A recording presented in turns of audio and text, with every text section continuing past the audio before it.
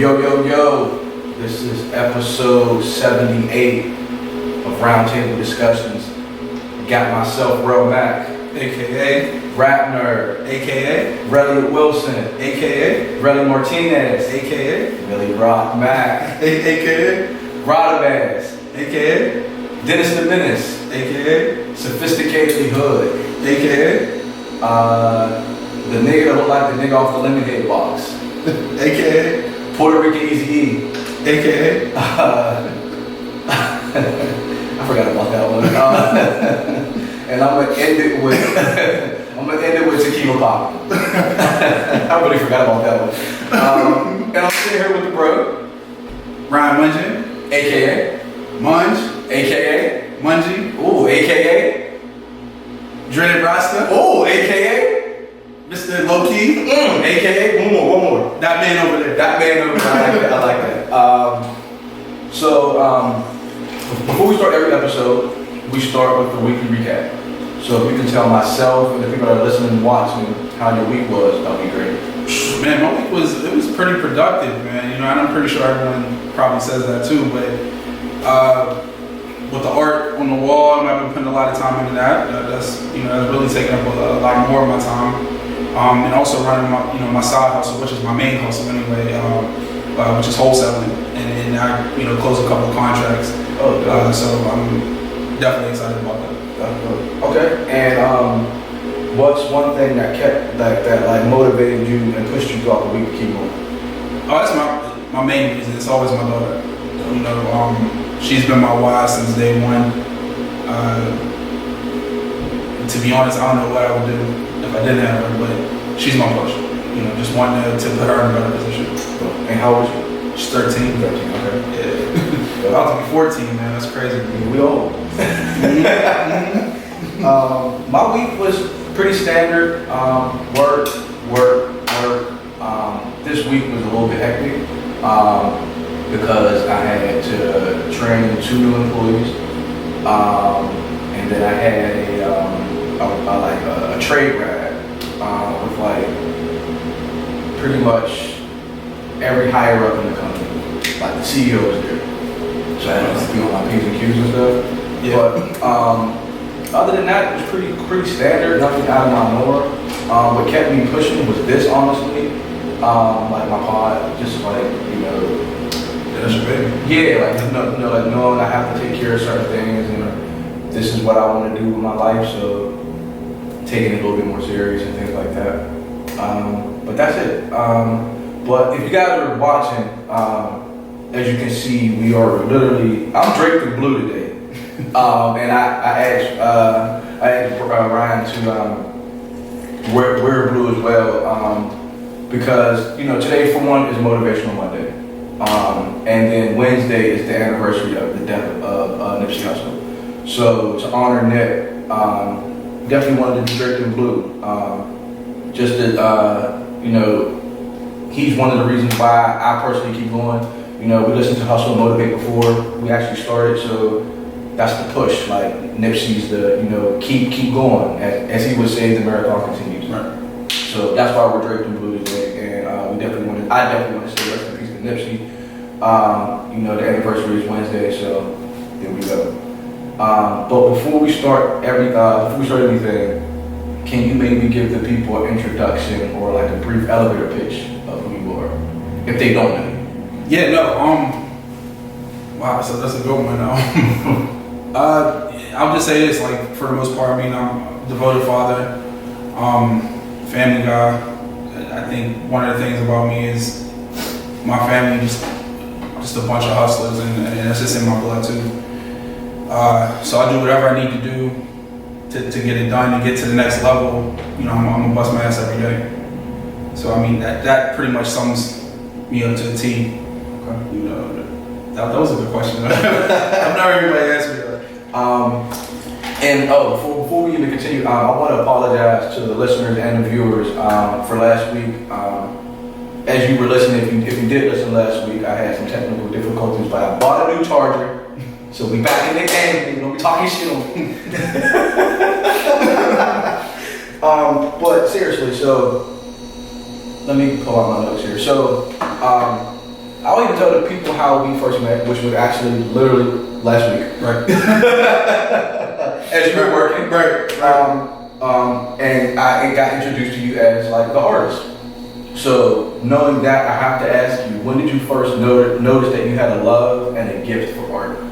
Man, ever since I was about like 4 or 5, my dad and my grandfather, they were both artists. Okay. And my grandfather never really took it to the next level because back then there just wasn't, you either went to the army or, you know, you working still. Right. And my grandfather just, you know, obviously went to the army, but my dad, he's the one that took it to the next level. And I don't know if you remember the Harambe's in Homewood. Yeah. My dad used to sell art out there. I used to sit there and just watch him sell t-shirts and you know, just framework, you know, the canvases and things like that. And I used to watch him draw for hours on Saturday. Like cartoons will be on TV, and I'm sitting there like laying on the floor watching my dad just draw for hours. You know what's so ironic? I went to Westinghouse. Okay. So like I was in Homewood like a lot of my time. Okay. So going to the Harambe was like the norm. Yeah, I lived off of Hamilton, like right where the Homewood Field is. I lived on Merton. Okay. I lived on Frankstown between what's that, Lane and Merton? Yeah. And then we ended up moving on Merton. So we probably bumped into each other, didn't we? I went to Holy Rosary, so that was just, you know, one thing. I just walked to school, so I love that. Oh yeah, you was in James. So would you say that your dad is probably one of your main influences? Oh, absolutely. Okay. My dad and my grandfather. Yeah, I'll say I've been blessed to have them both as you know, like two dads. Like my dad used to work crazy, man. Like he used to work three, 4 jobs. I would stay at my grandfather's house most of the time, and he was another father and just taught me the game. So dope. Okay. So outside of, you know, your father and your grandfather, who would you say? Well, let me hold that off. Like, so at what age did you like first like pick up your first pen or pencil and be like, you know what? If you can recall, like I love this shit. Oh, like 5 or 6. Yeah, I would draw right next to him. I would watch him, and then I would try to do what he was doing. And then I'm like, yo, actually, I like this. And then in school, you know, people at Holy Rosary, especially in my class, they knew like, you know, I could draw. I used to draw for them too, and it was just like I loved it. I enjoyed it. Okay, I like that because I like hearing people's stories, especially like creators, because I used to draw too as a kid. Okay.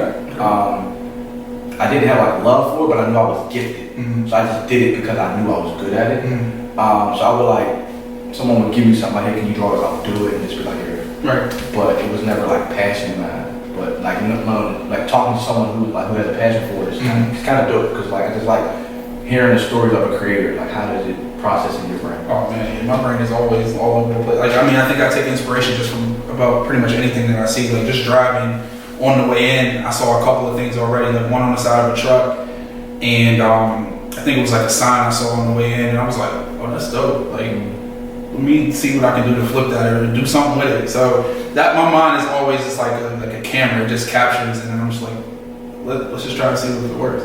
Dope. So outside of your family, who would you say, or what would you say would be like, okay, so let's say your grandfather is 1A, your father is 1B as far as influence. Mm-hmm. What would be like the next influence, if you can recall? Man, as far as art or just in general, like that's or just in general. It doesn't have to be just strictly art. Like what would be your next influence outside of family?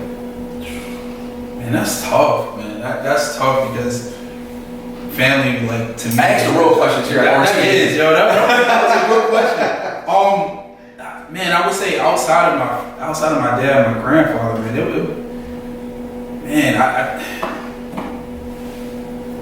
man, I really can't. I can't say I can't. I'll answer that. I'll say that, like, for me, and it might sound like a corny answer, but honestly, I just feel like just people in general. Like, I love people. Life inspires. For real. Like, I do. You know, because I think about it, like, for instance, like, I mean, I just like challenging myself, but I love meeting people. Mm-hmm. Like, I love meeting people, and I love hearing people's stories.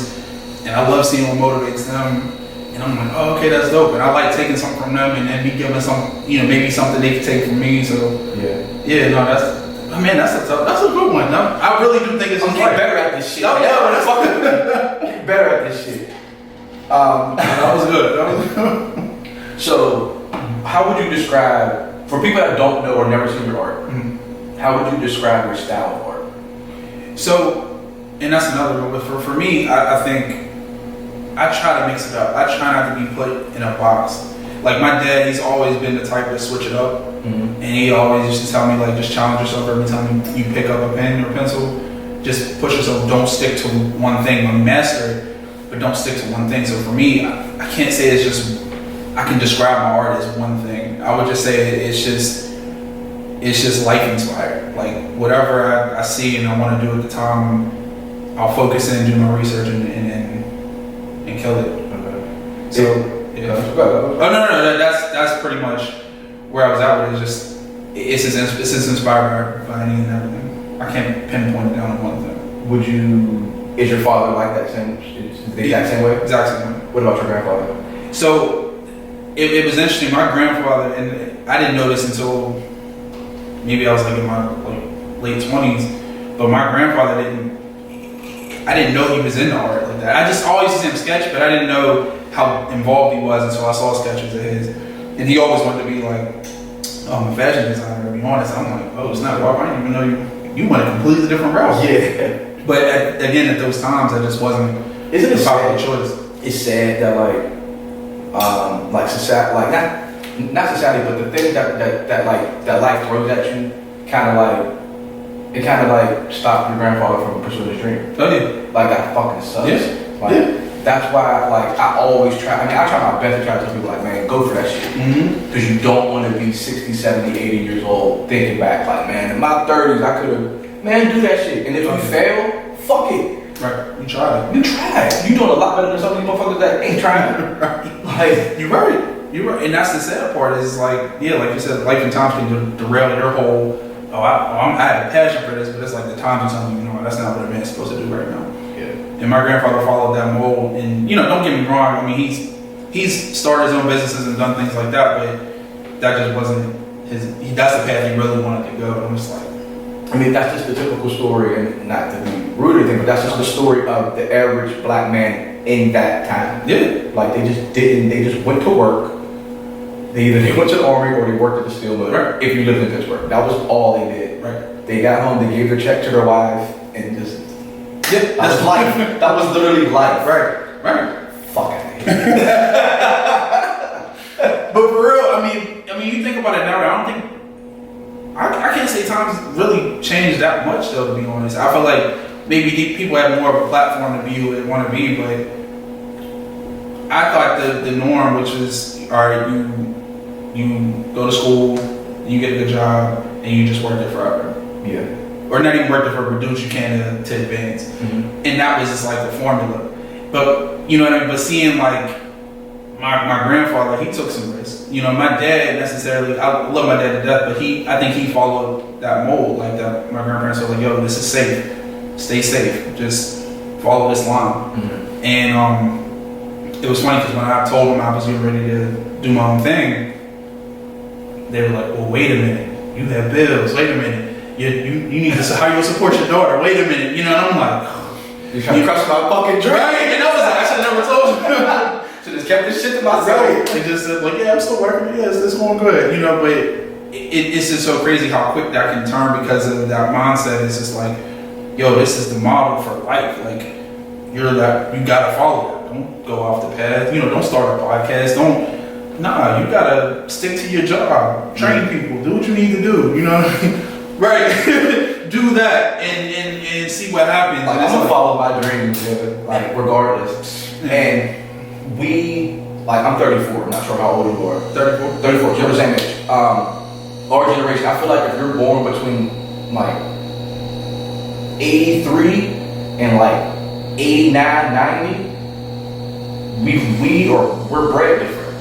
We are the generation that says, I can still go to work and still do this until this becomes work. And I'm not stopping until it becomes my full-time job.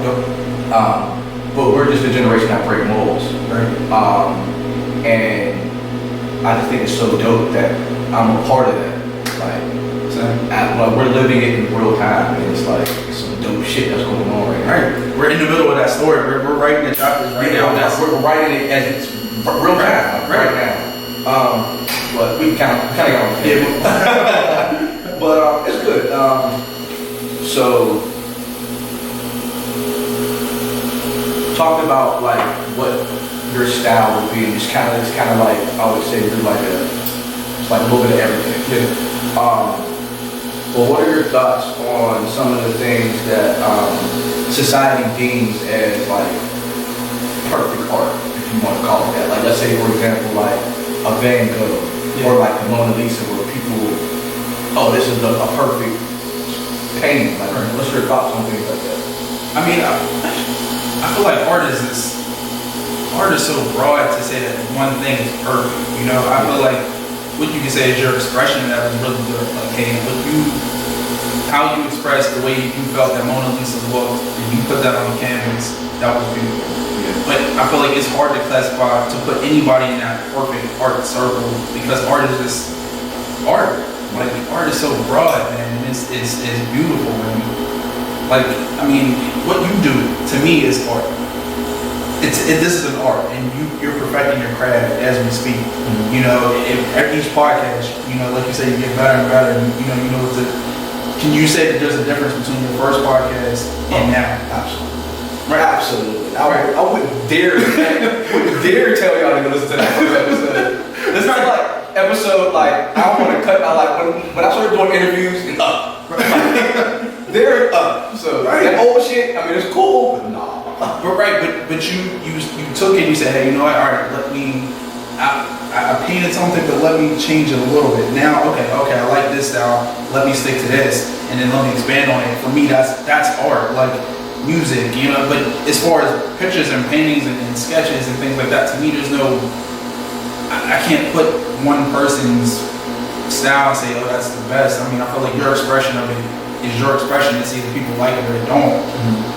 And then that's it. That's funny you said like how like I'm paraphrasing of course, but you said something like to the effect of like editing something and making it better as you go. I remember my brain works in music, so all my analogies are kind of based around music. Mm-hmm. But I remember when Kanye released Pablo, he released it, and then he started like doing changes to the album in real time, like change the hook or change the verse, like whatever he was changing. I'm like, that's art. Yes. Like just like you said, like certain things are art. Music is art. Movies are art. A podcast can be art, right? But it's I think that's dope. Like how you can change something in real time and people are listening or watching it every time. Yeah, that's some immaculate shit. See, but you've done that in a way where it's, you know, again, it's, I can't say, I'll say it's real time, maybe just not during the interview, you switch up the side and you try something new. Mm-hmm. During the interview, but you say, all right, let me take something, okay, I like how I done last week, but let me do this next time. Mm-hmm. And let me do a little more research, okay, let me do this next time. And to me, that to me is real. Like, I love that. Like, anybody can paint a picture, you know, but it's your expression, what you feel you want to put on that painting. Like, that wall is an inspiration for a bunch of things that I've seen. Yeah. And just put it on there. Which is dope, which is super fire. Oh, I love it. I'm starting to love, at first, I'm a picky person. Like, I can't tell you how many times I've sketched on there and erased it and sketched and I'm like, and I step back and I'm like, and I'm going outside and I'm like, how I look from the street. Yeah, bro. And I'm sitting there doing angles and I'm with like, the glare from the glass. For real, I promise you, I've been there and just sat there on my camera and I know people were outside over there, what is he doing? But it's just how you see it, your perception of it. I'm like, you know, all right, let me change it. Yeah, like I appreciate the mind of the creator because I like to think of myself as a creator. Yeah. So I like to think that I know what you're going through or what your brain is trying to tell you to do. Like I like to think that anyone that's a creator, an artist, like a musician, singer, or like if you're in a creative space, you're kind of insane. Yeah. You have to be. You're a fucking psycho. Because you're always looking to take it to the next level. All right, what can I do to make never it satisfied? Right. You can't. Like, granted, I love the wall, but when you and me were talking earlier, I'm like, yeah, but I want to add a couple more things and see if my brain is always like, well, what can bring it back? Like, what can make it pop even more? And it's like, when I hear people say, like, yeah, well, this is dope. In my head, I'm like, yeah, but X, Y, and Z in my head. Mm-hmm. So it sucks, but it's also like a part of that process that I trust. Yeah. Okay, so a reason I asked about like the Mona Lisa or like the Van Gogh is because like being a black man, like I was asking like All those things dope to you, because to me, I look at that, it don't impress me. Like, oh, this is the greatest thing. Like, oh, it's just a painting of some older white lady. Like, nothing impressive. Like, it's not impressive to me. Like, Right, no, I heard. So, and I'm not like super like it has to be black, but it's just like it's not dope to my standards. Right. Like that shit ain't fly. I ain't hanging that shit up in my house. right, see, Like, listen, you hang that shit up in your house. I like explosive. I just like different. Again, I'm not saying that it's not a great painting. I believe that it is, and I really have like appreciation for painters because that takes a lot of patience, man. And to me, I know if I had to paint, I would, but I try to just to see where I'm at with it. Like, oh, I'm decent, I'm okay, but to paint that kind of picture, man, I mean, I think that's art, and that takes a lot of patience and precision. To me, I like it. I do. Okay, let me rephrase. I can appreciate it. It's just not some shit that I would care for. Right? No. I don't really care for it. No, to me, I don't care for it, but I appreciate it. I'm like, yo, that's dope art, but to me, I'm like, but I prefer this style. Yeah. Or I mean, I do love black art, so I can't. That's all I've been around. So, to be honest, I didn't know about the Mona Lisa until I was maybe in my teens. My dad always had me following like black artists. Speaking of black artists, see, I set that up. My transition game. Woo, boy, I be getting them. Give me present day or some of the artists that you deem as dope, or people that you go to like, I like that. Yeah. So and then like whether it's local or national, doesn't matter. Yeah. So Byron Batch. Mm-hmm. I like what he does. I think like those it's definitely abstract in a way, but I like it. And I'm sure, have you seen like this stuff like all over the city? No, I haven't. I mean, if you point something out like, oh, this is his work, I probably know what it is. So, okay, like if you're driving on King, you're going into town, and like I think on top of like Savoy, there's like a lion or something. Yeah, I've seen that. That's his work. Okay. And he has a couple of those things around. I like them. Mm-hmm. I like those. There's this girl on Instagram. She's not local, but and it's like IJ Monet or something like that. She's a dope painter, like dope. Like I've sent her pictures of the wall and stuff, and the paintings I was doing before. I'm like, yo, what do you think? And like for her to have a following like that, and like, yo, that's dope. I'm like, thank you. I'm doing a good fucking job. All right. But again, it was a reach. I just wanted to let me see what she, if she looks at it. But those are two that come to mind right now.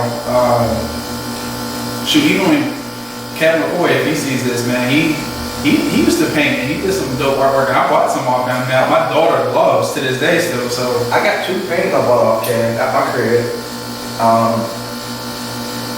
Ken was the best man in my wedding. Oh, really? Yeah. Like, see, that's what I'm saying. He has dope art. Like I liked what he did with the picture. I'm like, oh man, that's perfect. Like, you know what? We about to call Kev. We should. Let's call Kev. Hold on, let me take care of something about to call Kev.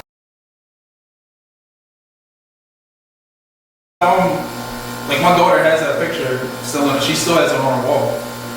The one he painted for us. Oh, bro? Yeah. Let's call Kev. Hope he not work. Yeah, man. You gonna laugh when you see what his name saved in my phone.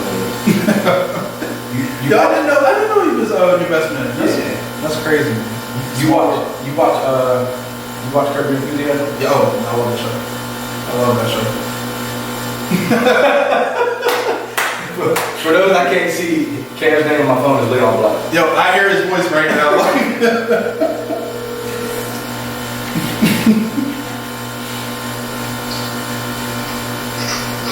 Bobby, what's up, bro?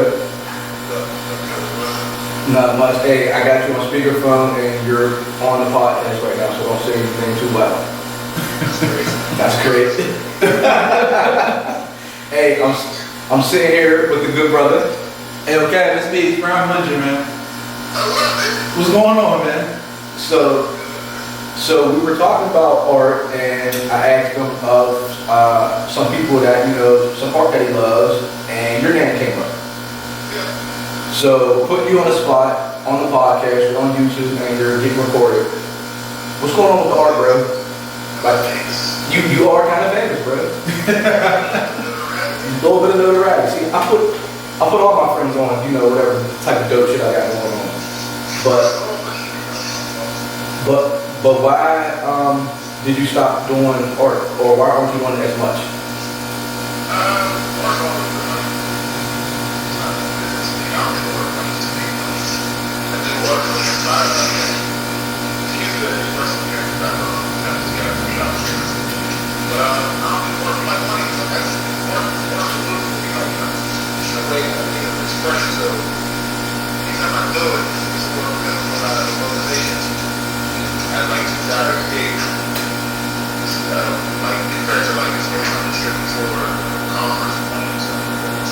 Okay.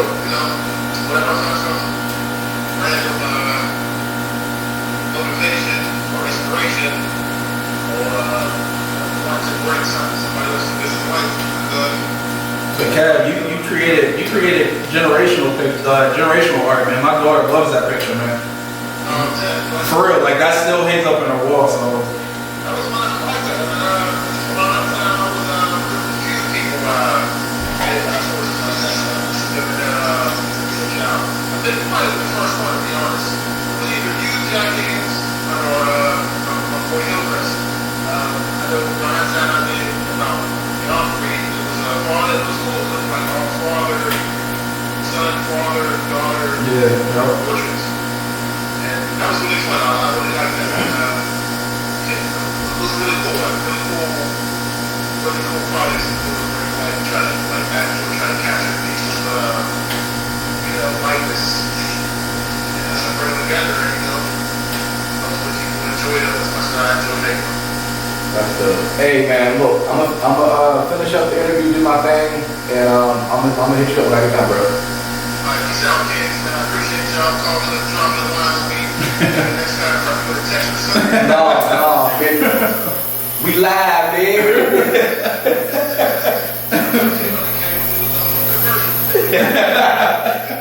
All right, bro. Appreciate y'all, man. See you there. Good, bro. You too, man. You too, bro. All right. That's a small world, man. Small world. Leave on the left. That's my bro. Y'all don't meet too many people, like a lot of people that watch that show. That's my shit. Man, that's my show. That's my shit. So, we talked about, you said the guy that did the painting of us boy. You mentioned a young lady. It's IJA Monet, I believe that's her name. Alright, I believe that. Yeah. You said Kevin McCoy. Is there anybody else that you like?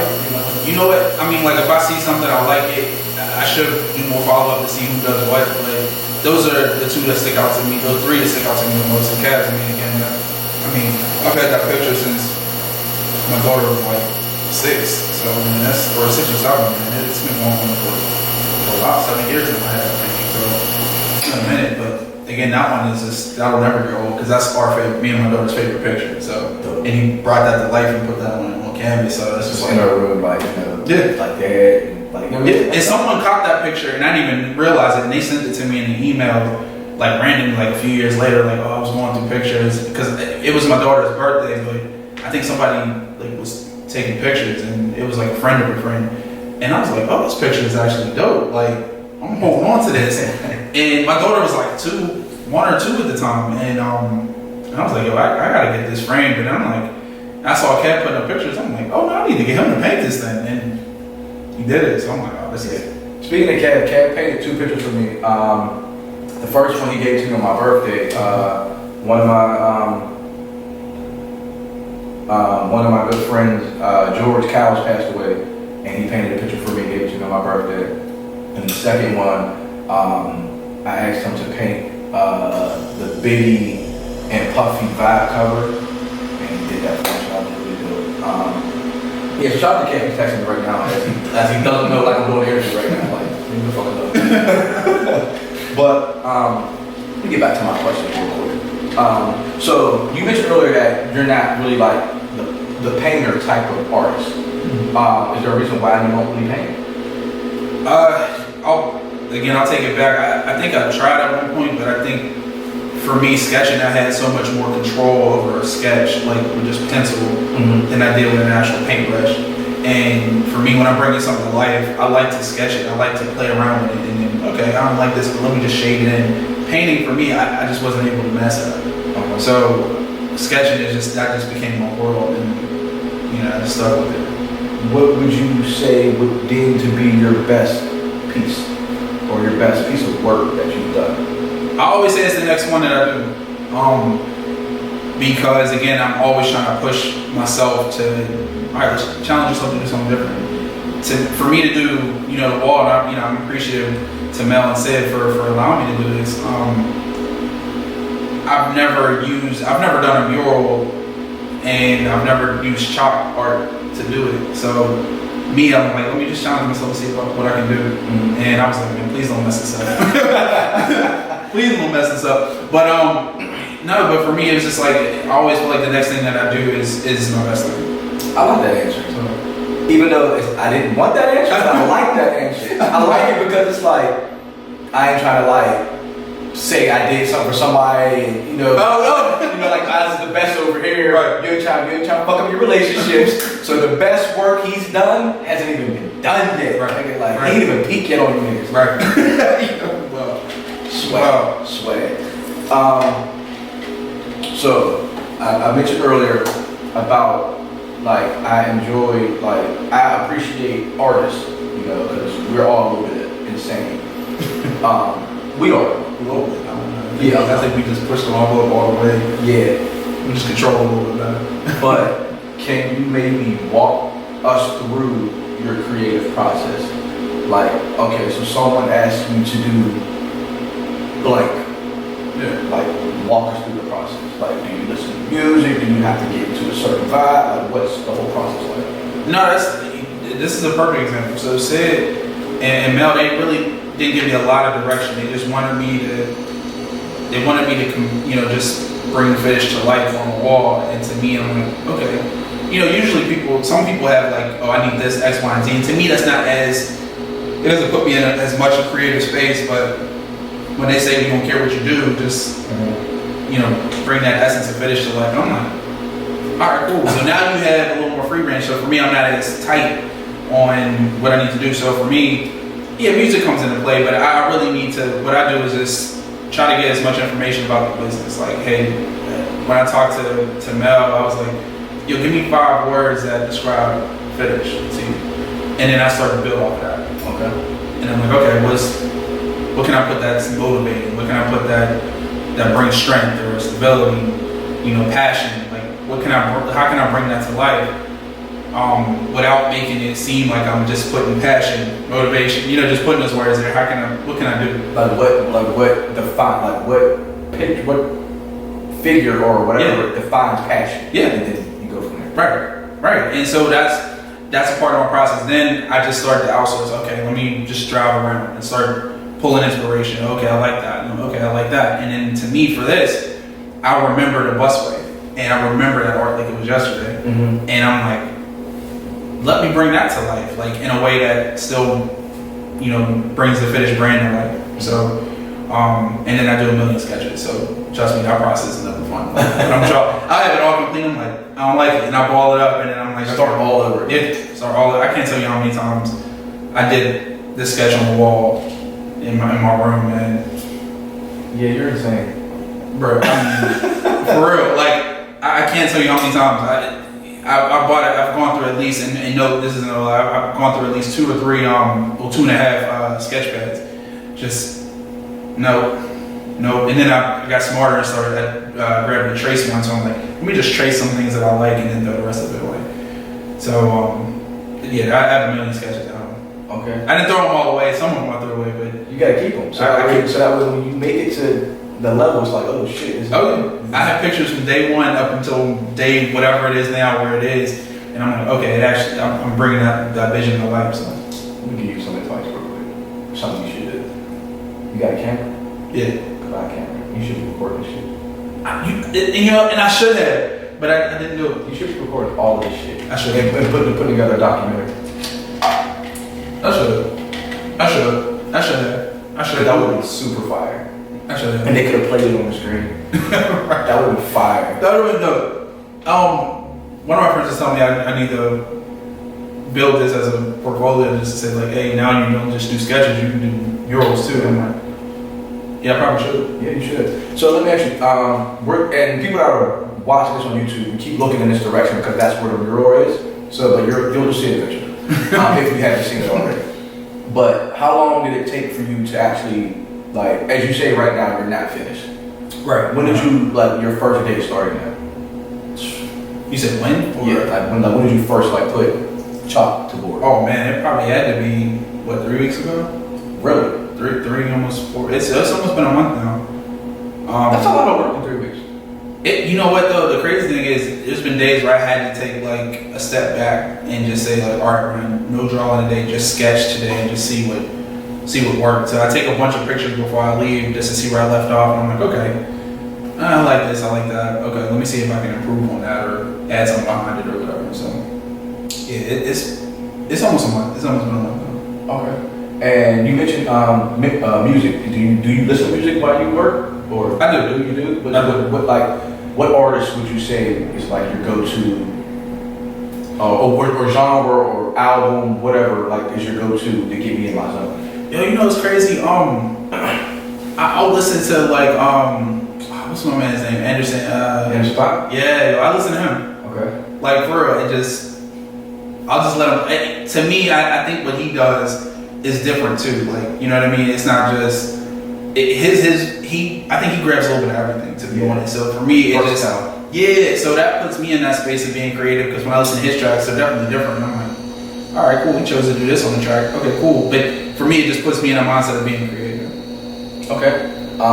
So that leads to my next question, which is the rap nerd segment of the show. And I'm gonna make this another drink while you answer this question, so if I get up, don't worry about it. The rap nerd segment of the show. Can you tell myself and the people listening and watching what was the first album you ever purchased and why? All right, so man, that's a good one. So, all right, I'll say this: I've been listening to music since I was, especially hip hop. I've been listening to hip hop since I was about like 6 or 7.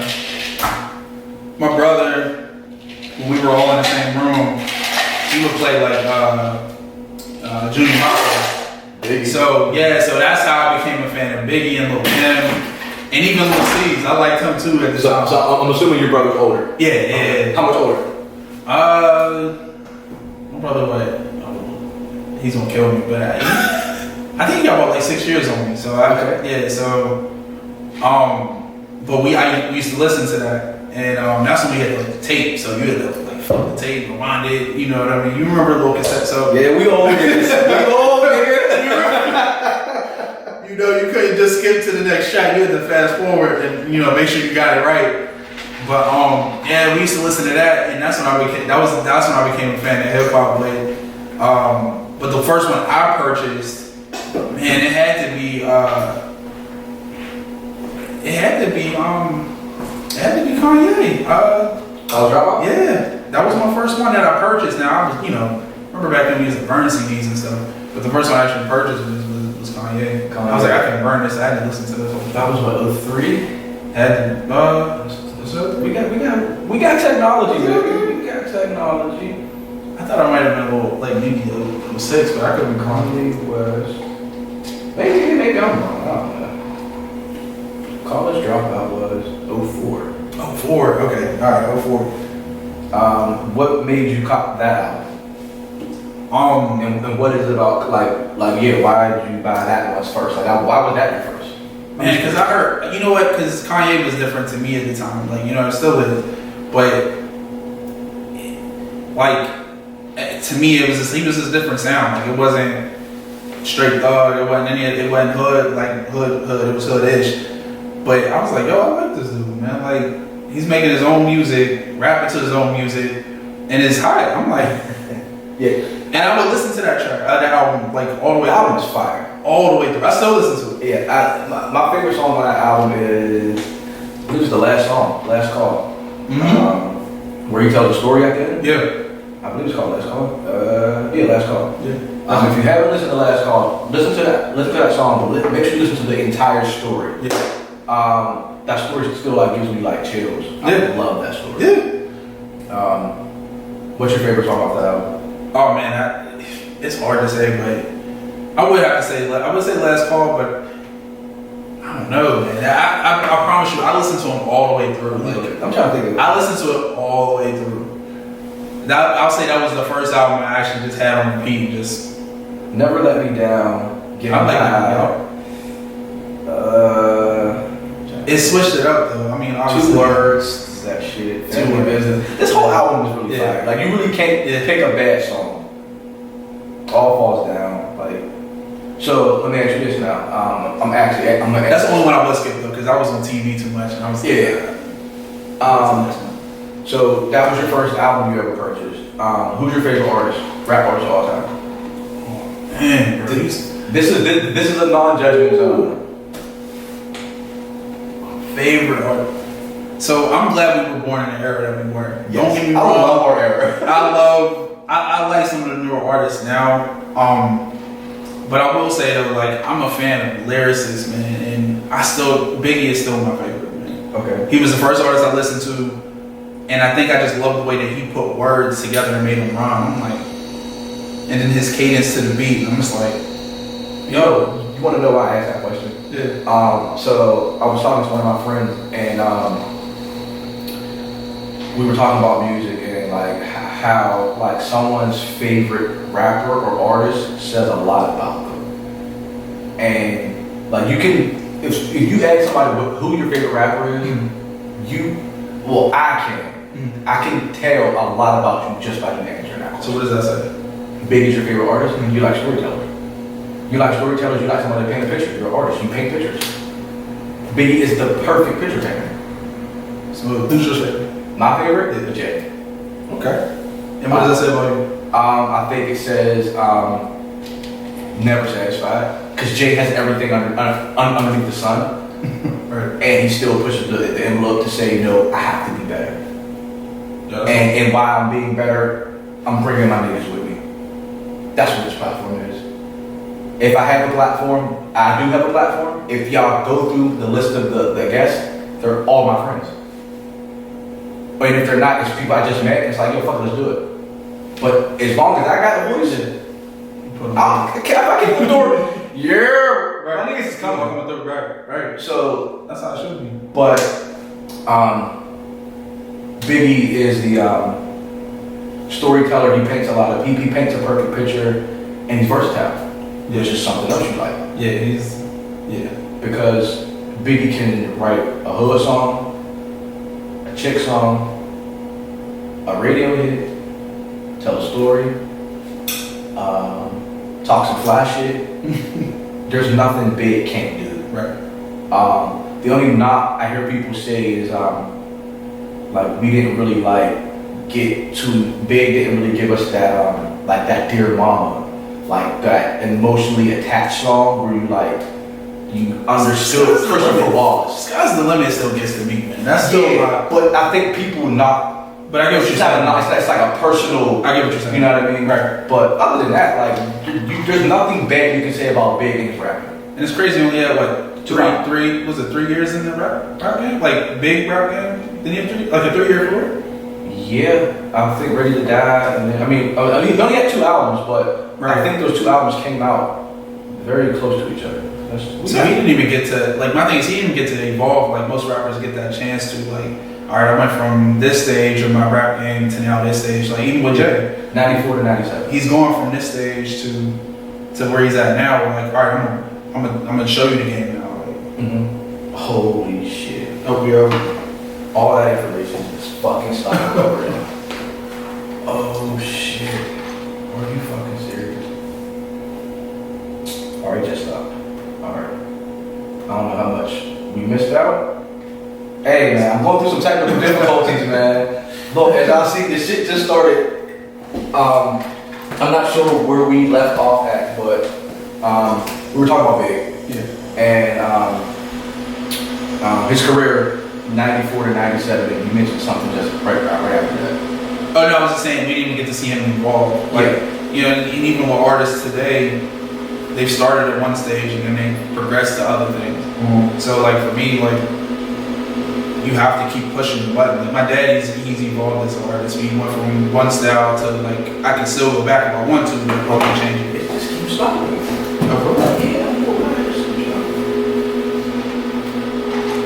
Yo, this is a good mixture, man. You good. This the thing, tequila and what was it? I don't know. It's just like a Flavor water. that's flavor water. Alright.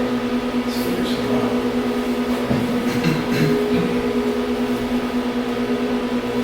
At least it's not like much that I lost. Oh, that's good. Oh, okay. I know why. So, minor technical difficulty, but it really wasn't as serious as, you know, but I lost like 30 seconds of audio, but we're good.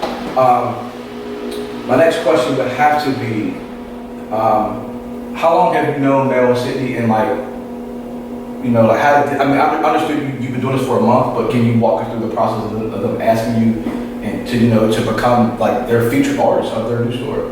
Yeah, well, so I knew Mel longer than I knew Sid, but when Mel was opening this up and was talking about it, I'm like, yo, this is a dope idea, and I always like to be a part of like history. Like I always want to try to make my mark in whatever I do. So I'm like, yo, let me do the finish line inside the store, like, and I was begging her for a minute, so she was like, okay, and I hope she sees this. So.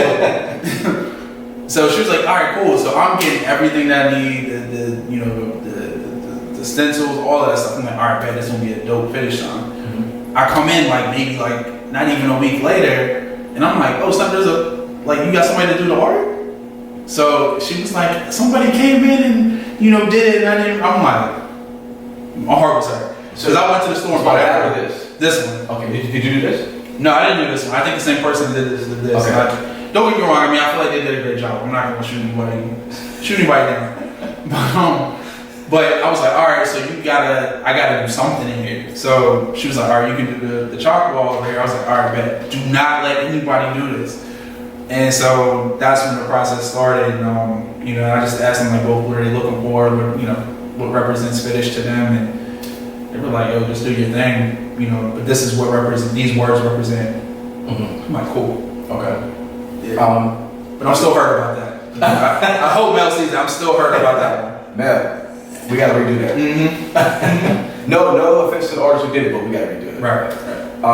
You mentioned earlier at the very beginning of the episode that being an artist is your side hustle. Mm-hmm. And your first is real estate contracts, correct? Yeah, wholesaling. Wholesaling. Mm-hmm. Without going too deep, can you maybe walk us through like how that came about and what it is that actually means, because some people may not know what that means.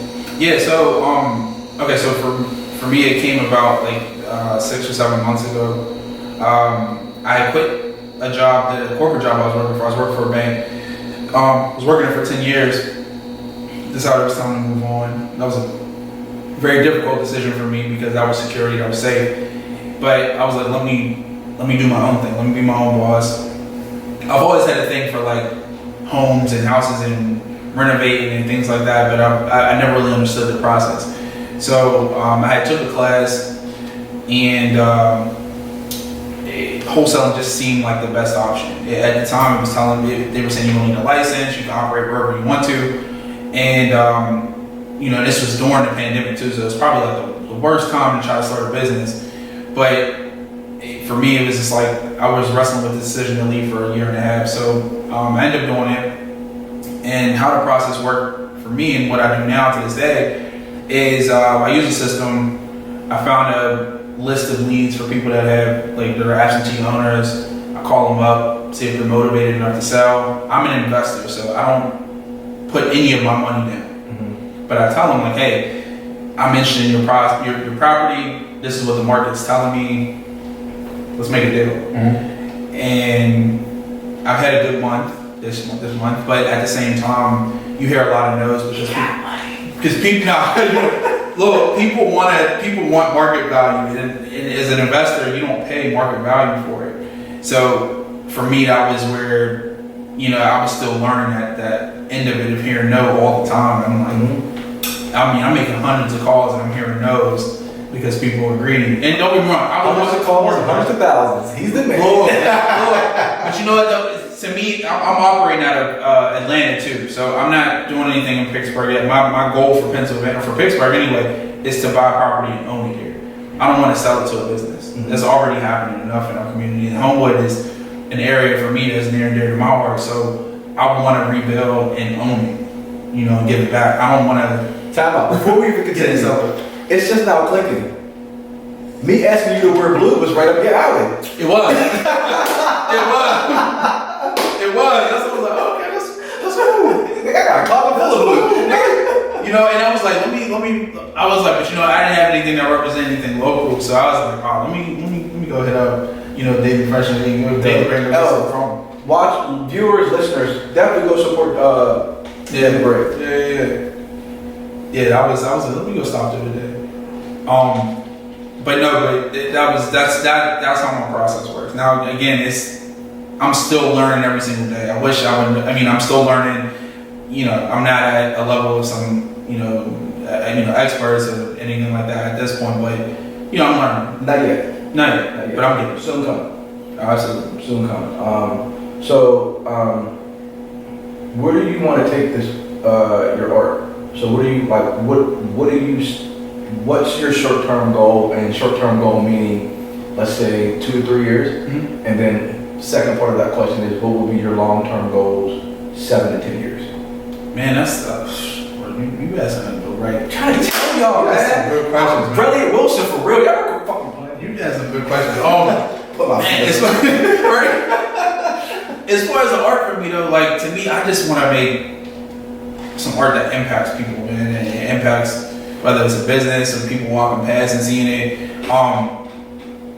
It's hard to say. So long term, wherever the need is, if anyone's available or anyone needs work done, like I'm there. I'll do it. But I'm continue. I'm so sorry. Yeah. Please remember that thought. Give them your social medias, email, phone number if you're willing to give that. Any way they can get in contact with you. So if they do have some work that they need done. Oh, sure. Absolutely. So my Instagram name is Mr_Mungin. That's Mungin. Facebook is I think it's just Ryan Mungin. It is Ryan Mungin. My email is just the same as ryanmungin@gmail.com. So you can hit me up there. Anything you need, whatever you're looking for, let's talk about it. But yeah, I'm looking to impact Pittsburgh, man. I'm just looking to see how far I can go, how far I can take it.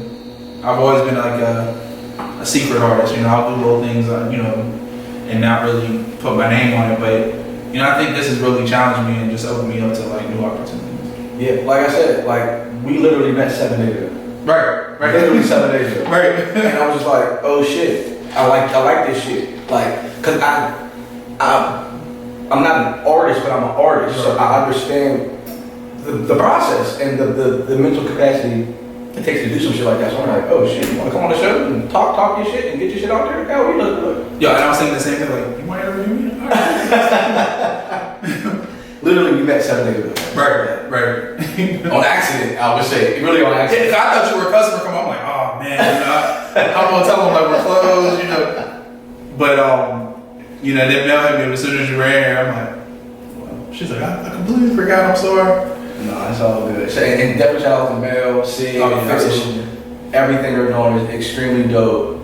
2 beautiful people, beautiful souls.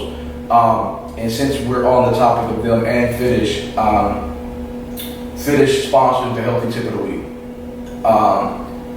So if you can maybe tell, before I even go there, I'm so sorry. Is there anything you may want to speak to or say or get off your chest before we get out here? No, I would just say like just continue to support local artists, continue to support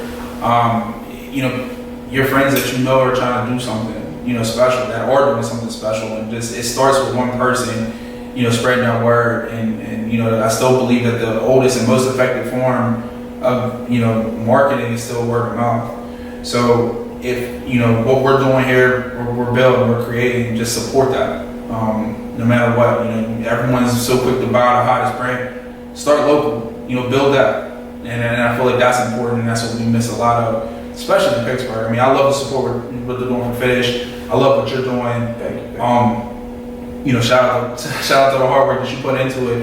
But it's just continue to build on it. It shouldn't just stop there. It should just continue to build and grow. Oh, this is growing. Right? No. I'm saying it's going to get to where I'm not stopping. Right. Just said we're artists. We are fucking psychos. Right. I'm not quitting until I get an email that says you're invited to the Rock Nation brunch. I'm not quitting. Wait, can I ask you a question before? I know we Oh shit. So your process, what's your process? Like, what do you do day in and day out before you get started with the questions? Like, what goes through your process? Okay. That's for this. And then also, the second part on that, do you classify, what do you classify yourself as, like, visionary wise? Like, are you futuristic, you present day? Like, how do you build? I'll answer that part first. Okay. That's a little easier to me. It's a transitional thing. I'm giving away too much sauce, man. Hey, man. Look. Hey, man. And then as I'm driving here, I listen to music that I enjoy, that motivates me to get me in mode for the interview. So, and then I'm like, all right, bet. You already hyped for the interview, bet. Come here, you set up. I'm listening to music the whole time. I get hyped, and then before you know that, the interview's cracking, and it's like, you're in it now. You're an artist. You're an artist. That's how our minds work. It's just, the wheels are always moving. Right. It may seem like chaos to the outside, but it's like on the inside, it's like controlled chaos. Like, I know where all this mess is going. Like, I know where it's going to go. I know exactly. I knew this was going to go the way it went Sunday. Right. So that's crazy. I mean, minus the hiccups, but of course, who can complain that? Finish, they are the sponsor of the Healthy Tip of the Week. So definitely support Finish, follow Finish, come down to the store, grab whatever you need to grab, whatever your liking is, but definitely support local and support Finish. So since they do sponsor the Healthy Tip of the Week, can you maybe give myself and the people that are listening something either physical, mental, or spiritual to help them get through their work week? Oh man, that's good too. So for me, I like to go to the gym. That's just a part of my process too. It's like my reset, my recharge. That's me time.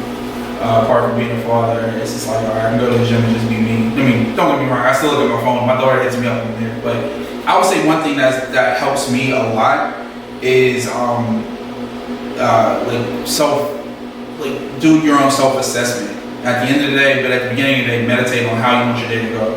I pray a lot, so my day starts in prayer, and I try to see myself doing the things that I need to get done, like seeing myself do it, and then at the end of the day, I self-assess, like, okay, what worked, what didn't work, and figure out why I did, and figure out why it worked, and then figure out why it didn't work, and then improve the next day. So I always say self-reflection, meditation, prayer. Those are my go-tos to start my day and honestly throughout the week. But that's my routine. It's a part of my routine. But I got to see myself do it in my head, and then I go back and then I just assess at the end of the day before I go to bed. Like, all right, let's talk about your day. Like, I do that within myself. Like, what worked, what didn't work, and then I try to improve the very next day. Like, all right, try not to repeat what didn't work. All right, you were distracted. Try to eliminate that toward during this time of the day, and then go on and handle your business. So I'll say prayer, meditation, and self-assessment at the end of the day. I feel like those things help me like tremendously. I think self-assessment is like key. That's like one of the keys to life to me. Yeah. Like, you have to look at yourself in the mirror and say, all right, you fucking up, or you doing good, Right. and let's keep it up, or we need to stop this.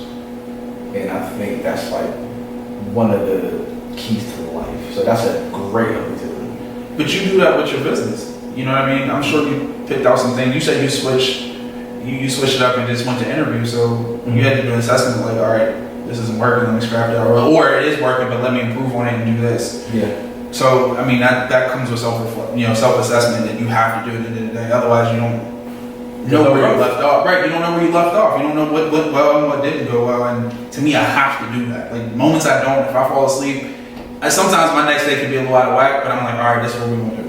You know, we go right back to routine, prayer, clear your head, see yourself doing what you need to get done today, and then at the end of the day, what happened? Mm-hmm. It's like I'm having my own talk. Like, all right, what's going on? I'm interviewing myself. What worked for you today?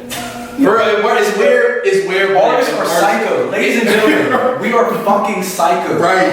I know we are. I'm one of them. But it works for me.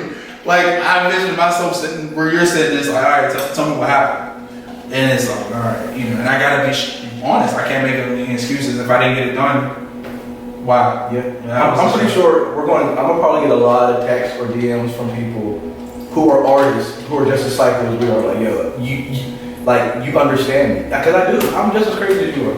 You have to be. Yeah. And I think that's the next level of success. Like, I mean, you ask Kanye, I'm pretty sure he goes to the same. Mm-hmm. You have to be obsessive with your craft. You do. You have to be. Absolutely. Like that. In order to be uber successful, you have to be obsessive. You have to go to sleep with this shit on your mat and wake up with this shit on your mat 24/7. Bro, I bought a chalkbook art thing and just studied it. Like, all right, we work. None of it has any of this in it, but there's some elements that I took from it, and I'm like, all right, maybe I can throw that in and save the world. Mm-hmm. You know, again, huge book. Went through all of it. Nothing applied to this. I'm like, I wasted money, but I'm like, just something I'm gonna take from this. Yeah, and, you know, something. Yeah, and that, you know, that's my brain work. Yeah. Well, before we got here, I definitely want to say thank you for your time. Thank you for having me. Oh, no doubt. Thank you for your time. Thank you for sharing your story. Giving us some insight on the artist's brain and just how the process works. Because, you know, for one, we just met, like I said, and you did not have to be here. I'm definitely appreciative for anyone that takes time out of their day to sit with little old me with a mic and a camera. Like, that's extremely dope to me because you got some tough questions, man. I'm gonna be in the car with the music off, like, yo, what did I say? I'm gonna tell you exactly what's gonna happen. Maybe tomorrow morning, tomorrow afternoon, you're gonna be like, damn, I wish I would have said this. Oh, I know. Everyone does that. I know. I'm gonna sit in the car. I'm telling you, there's not gonna be any music on. I'm like, Brian, what the hell you just said? For real, I'm gonna sit there and think about it. Like, you had some really tough questions. No, this was a dope interview. I was expecting something like, don't get me wrong, I thought it was gonna go a different way. Like how you saw the interview, I saw like, oh, he's gonna ask some questions about the wall, and then, you know, maybe a couple, you know, questions off of that, and I was like, bro, you swung for the fences. I'm like, oh snap, I'm not ready for that question. Yeah. Well, I try not to just be surface level questions, but I try to make my interview something unique, where it's like you have to go to rail to get, you know what I mean, to get the answers that you want to get answered. So be ready. If he asks you, please be ready for your question. Think outside the box. Do not think about one thing, because I'm gonna go in the car and think about it. Like, what happened here? Like, and the alcohol just makes it that's what fun. And he makes a good drink too. So look, be ready. Please be ready. Don't go about your day. Like, just really focusing on who you are as a person. You know, he definitely asked me some questions. I'm gonna go back and think about my life. So this has been good. This has been good. Again, thank you for being here. Thank y'all for listening. Thank y'all for watching. This is episode 78, Roundtable Discussions. Got myself Rel Mack, AKA Rap Nerd, AKA Relly Wilson, AKA Relly Martinez, AKA Relly Rock Mack, AKA The Uber, AKA Rodabaz, AKA Dennis the Menace, AKA Sophisticatedly Hood, AKA the nigga that looked like the nigga off the Lemonade Box. AKA that one takes me. I'm gonna end it with Puerto Rican Easy E. Yeah, that's the one. Yeah. AKA I'm gonna end it with Tequila Poppy. And I'm sitting here with the Ryan Mungin. hold on. I'm sitting here with the Artist of the Year. We're gonna say the Mural God. I'm gonna give him that AKA real quick, but I'm sitting here with Ryan Mungin. Bro, I'm not ready. I'm I'm ready, bro. Sit here with me, bro. Ryan Mungin. AKA. Mungin. AKA. Munge. AKA. Or die. Oh, AKA. That man over there. AKA. Dreadlock Rasta. One more. AKA. The silent killer. The silent killer. I like that, my man. Hey, thank you for being here. Thank y'all for listening. Thank y'all for watching. We out, man. Yo. Bro, those names, man. Like, and I thought I had, and I had a different set of names too. Because I was going to work on them. I had them by Wednesday, and I'm like, all right, I'm good. And it just completely froze up, man. The AKAs be getting people. I think it's your AKAs, and it's like, damn, my AKAs aren't that good. Cause like I need to all now are jokes on myself. Look, bro, and I'm like, should I keep it straight, man? I couldn't. I'm like, yo, it's your money. They're literally just jokes about like, and they're literally all AKAs that people really say like, you know, like Puerto Rican easy. Like, oh, that's my AKA. Yo, I'm done. It was hard for me to keep a straight face, bro. Like, can I ask for one more favor? Yeah. Before we take our picture. Yeah. We'll put you on the spot real quick.